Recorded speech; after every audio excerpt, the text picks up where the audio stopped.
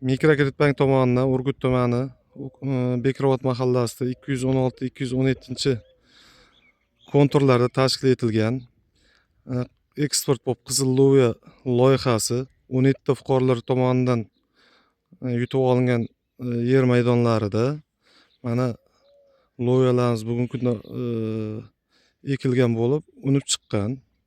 Yer maydoni bu yoq to'g'rimizdagi tut qatorlargacha bo'ladigan bo'lsa, bu yog'i mana bu uyni chegarasidan bu yog'i mana bu teraklargacha bo'lgan maydonda tashkil etiladi.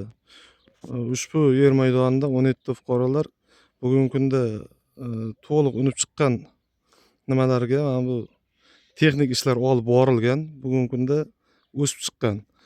Bu tomoni mana bu uygacha chegarasi, bu tomon mana bu yerdagi tutzorlargacha, bu tomon mana bu yerda terakzorlargacha bo'lgan maydonni o'z nimasiga oladi.